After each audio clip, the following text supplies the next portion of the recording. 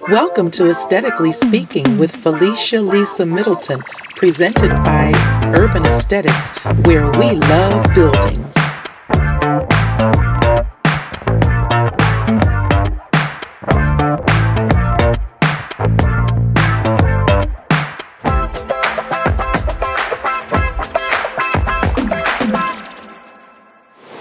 Happy holidays and welcome back to Aesthetically Speaking, where we are building conversations about Philadelphia's locations. And we are celebrating the season, but we're also continuing our conversation about gentrification. And we're here today with Ama Asamoah from Flow Creative Studio. Ama is a fellow designer and also a fellow Philadelphian, so she understands how gentrification has some impacts on the city of Philadelphia, both good and bad. But what we'd like to talk about is, even if there are some bad things with gentrification, there are some points that we can bring out to make it good and to keep it good. So Ama, we were talking earlier, and I loved a term you used. It was a term that would help Philadelphians understand what's so important about holding on to our neighborhood and keeping our identity. Yeah, it was creating a culture of ownership. I love it. Basically what I mean by that, a lot of times when we talk about gentrification from the negative standpoint, it's when we have outsiders who are not aware of the history of our community, who are not aware of the diversity of our community and the importance of our culture and the investment that people of Philadelphia have made in our communities. All they see is, blight or whatever negative aspects might be prevalent to the eye. But for us to kind of own gentrification in a way, we have to create a culture of ownership. We have to create spaces, indoor and outdoor, that reflect us, that reflect our history, that provides an aesthetic that shows this is our Philadelphia, these are our neighborhoods. We're proud of this. Yes. We're proud of where we are, and we want to stay where we are because we don't want those negative aspects of being pushed out of our community. We have to create our own value with that culture of ownership. I love it, and also, like you said, being pushed out or renamed, because we see our communities getting renamed, and it's really sad when you live in a neighborhood and you don't realize that your neighborhood has been changed. Yeah. So you're watching the news and they're saying a crime has happened in some Brewery Town. Well, Brewery Town's been around for a good while. It hasn't been long, but like just historical. Yes, it's historical reapplied to the area. Yeah, they brought it back. Yeah. But I'm hearing names. I've used this before, but Newbold. That's in South Philly. And then you're looking on the news and you're saying, wait a minute, that's South Philly as far as I know. Right. So you're not even thinking that Newbold is, but the culture is, even if they do change the names, what's important is Philadelphia has a culture, not just our subcultures of different minority groups that have come together and we live together and we work together and we learn together, but also we have a culture of a Philadelphia pride, a Philadelphia culture. We're proud people. We're very honest people. Community minded. Yes, we're very community and we're very neighborhood minded. That's one. Even when you move out of your neighborhood, you might live in another neighborhood, but you're still proud of where you came from. Exactly. And the neighborhood is almost like some people are proud of their cities that way. We're like that with our neighborhoods. I'm Germantown. Yes, Germantown. I'm from Germantown as well. I grew up mostly in Germantown. I always say I'm Germantown and Strawberry Mansion because I lived in Strawberry Mansion a few times growing up, but my long-term living as a child into early adulthood was Germantown. So I still have that connection with Germantown. But I love the culture of ownership because it's not only ownership as in financial, but it's ownership as in taking ownership of your neighborhood, taking ownership of your city's history, of what's going on in your city, of who's the elected officials, all of those things brought together. It's important that we as community residents, especially the younger generations, really kind of sit back and take stock, because we'll complain a lot about gentrification as the term relates to other people coming in.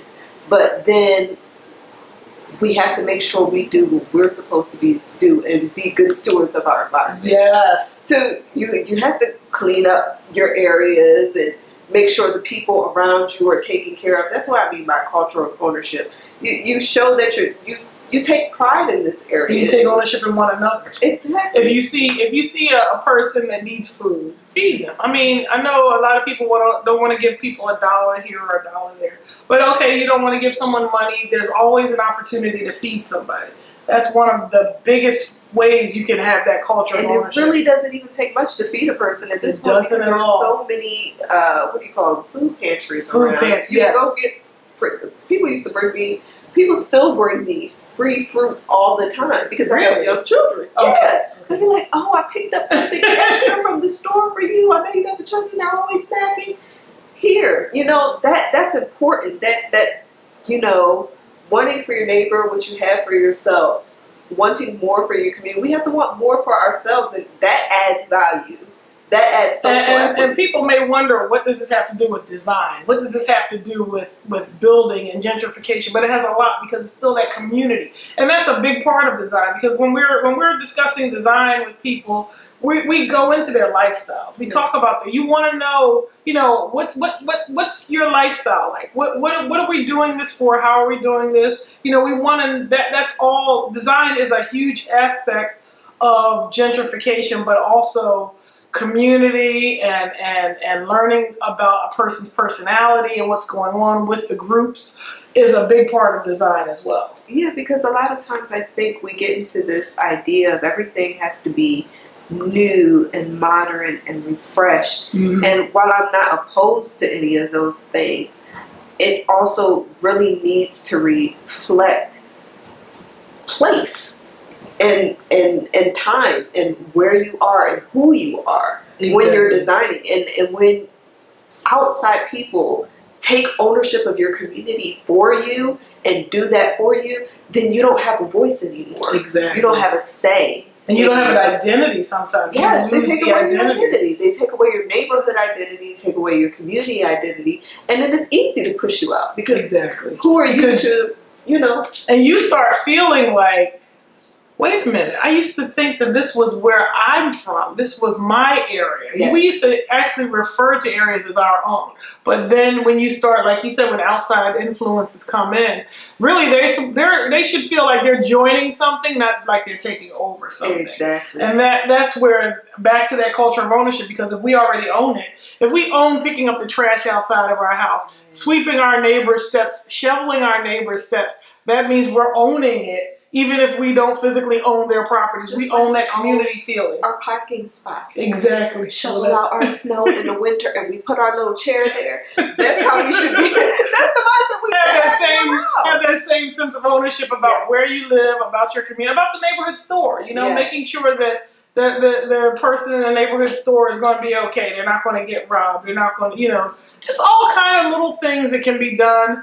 And people don't realize that a lot of times little things help thwart the possibilities of gentrification affecting your neighborhood in a negative way. Mm-hmm. A lot of times when we're going back to design and the history behind things, we don't want to see these new houses pop up with siding on it in our neighborhood where we're known for our brick houses. We love our stone houses. Mm-hmm. And then we see a whole block of houses with siding on it, and you feel like you're not even a part of that community anymore. Yeah. You know what makes me sad? Every time I ride through North Philly and I drive past the Coltrane House. I know exactly what you're talking about. Yeah.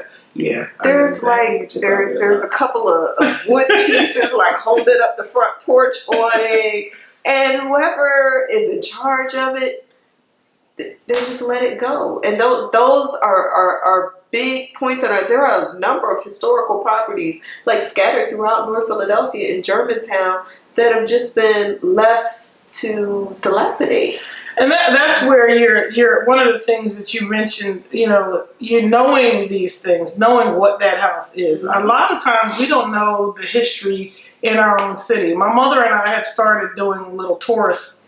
We've lived in Philadelphia forever, but we go on little tourist trips. So we did our own mural tour. Oh, nice. And we went around looking at murals. And there's murals, most of the time we think about murals as covering up the side of a building in a blighted area.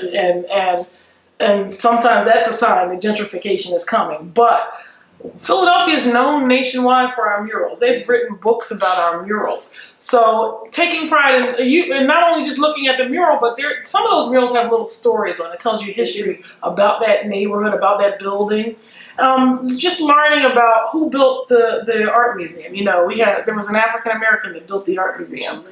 These different things that keeps that culture of ownership going. It helps us to take pride in our community, and that's where we won't have these designs changing. We won't have our neighborhoods changing, and we can just feel a sense of gratitude for keeping the story that Philadelphia has. Philadelphia has a story. It tells a story. And that feeling, that sense of pride, I used to love walking through some parts of Philadelphia and being able to almost like you're reading a book as you're walking through. Right. Because you're seeing the different stages of how the area is developed. Let me ask you something. Have you been over to the Divine Lorraine? Yes, I have. I'm actually happy that happened. There were some things inside that was a little different than what I expected. I'll put it that way. The inside looks a lot different than what I would have expected. But I was happy that happened. I knew the history behind it because my grandmother told me. But I loved it, and I'm just grateful that there are people like you around. We're like-minded when it comes to our love for our city, our love for sustainability, and for design, and it's very important. Remember the line that Amma said, have that culture of ownership in your community. And when you develop that culture of ownership, it might be something as small as picking up the trash outside on your steps, sweeping your steps, shoveling your neighbor's property, planting some flowers, but you create this sense of pride, this sense of love. Learn more about your neighborhood. Love your neighbors and your city, and we can maybe we won't change the development that's happening here, but we can be a part of it, and we can own it, and we can help the community keep its identity. And that's what's very important. It is very important. I want to thank you again, Amma, for being a part of it. Thank you for being a fellow designer. I do love my designers. I love being around my fellow designers. Thank you. And also, Amma has a sense of, she has a love for sustainability, just like I do, which is very important. You know who adopted me, right? Jerome Shabazz. Oh yes, Mr. Shabazz. He's another Philadelphian that we all love, and now when you want to talk about creating a culture of ownership, that is a gentleman that definitely has. So we're giving a shout out to Mr. Shabazz. Hello, Mr. Shabazz. And thank you again for being a part of our program. And check out Flow Creative Studio. Also, we'd like to continue our conversation. We're going to keep this conversation going. Just make sure you comment.